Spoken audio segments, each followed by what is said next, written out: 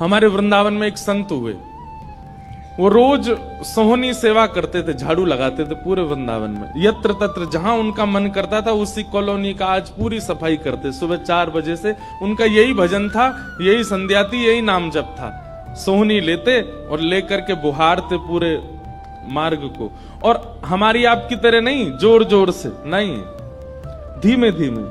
उनके मन में यह भाव था कि वृंदावन श्री प्रिया प्रियतम का ही स्वरूप है, इनके प्रति मैं रोष नहीं करूंगा, धीमे धीमे। और जब बुहारते थे तो अपने नेत्रों से ध्यान पूर्वक ब्रज की रज को देखते थे, कहीं कोई चिन्ह दिख जाए, कहीं किशोरी जी के चरण रज दिख जाए, कहीं ठाकुर जी के चरण दिख जाए।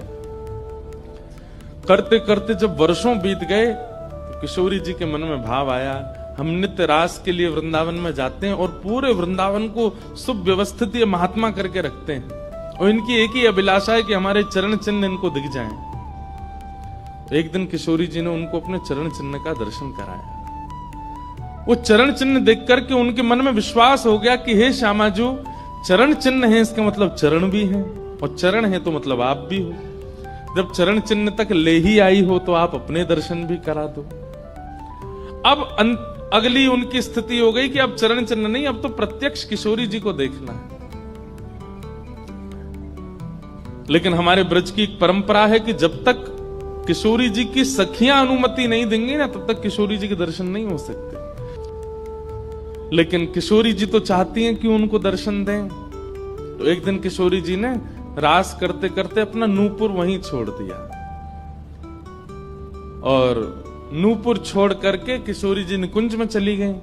आप सुबह सुबह जब सोहनी करने आए तो आपको वो नूपुर मिला, और नूपुर देख करके वो आनंदित हो गए। इतना सुंदर नूपुर, ऐसी सुंदर उसकी कलाकृति, इतना हल्का उसका वजन, इतना सुंदर उसका स्वरूप।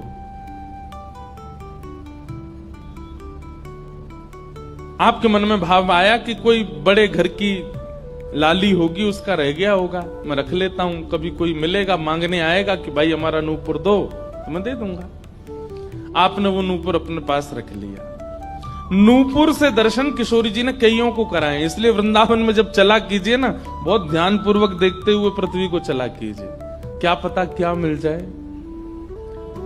सूरदास जी को भी नूपुर से ही दर्शन हुए किशोरी जी के, और आज इन महापुरुष को भी हो रहे हैं। मुझे नाम स्मृति में नहीं आ रहा है, शायद संभवतः श्याम चरण दास जी नाम था। तो नूपुर को अपने पास रख लिया। किशोरी जी का नियम है कि जब रास में जाती हैं तो सब सखियां उनका श्रृंगार करती हैं, और एक एक श्रृंगार जो उन्होंने धारण किया है वो लिख लेती हैं। कानन में कुंडल पहने हैं, गले में ये हार पहना है, उसके ऊपर मोतिन की माला पहनी है, फिर गुंजा माला पहनी है, फिर नवलखा के हार पहने, हाथन में इतने कड़ूला पहने हैं, पैरन में पाजे। क्यों? बोले रास में श्याम सुंदर आते हैं, पता ना काचोरी करके भाग जाए। अगर एक कम रह जाए तो फिर ठाकुर जी की शामत कहां है, हमारी श्री जी का श्रृंगार बताओ।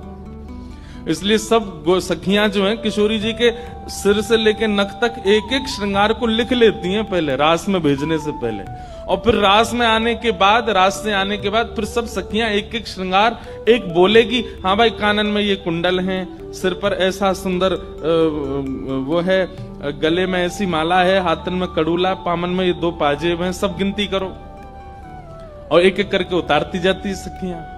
आज किशोरी जी के चरणों का एक नूपुर नहीं है। शाखा आदि बोली, हे श्यामाजू आपका एक नूपुर कहां गया? बोले अरे मो तो पतो ना है, सके नृत्य करते करते रह गए हो वृंदावन में। ललिता विशाखा बोली, स्वर्ग के इंद्र के हाथी के दांतों से बना हुआ नूपुर है वो, सामान्य नूपुर नहीं है। आपके ऊपर तो कोटि कोटि ब्रह्मांड वारी वारी जाते हैं किशोरी जी, पर वो नूपुर ठाकुर जी ने आपको भेंट किए हैं, बड़े बहुमूल्य नूपुर हैं। अब किशोरी जी बोली, मोए ना पता कहां रह गए होगो कहीं पे। किशोरी जी तो मन बना चुकी है ना, दर्शन देना है उनको। तो ललिता विशाखा ने विचार किया कि हम ही जाती हैं, ढूंढ के आती हैं निकुंज में, कहां है वृंदावन में। बोले अपने रूप में तो नहीं जाएंगी, तो एक वृद्धा का रूप धारण किया, एक वृद्ध मैया का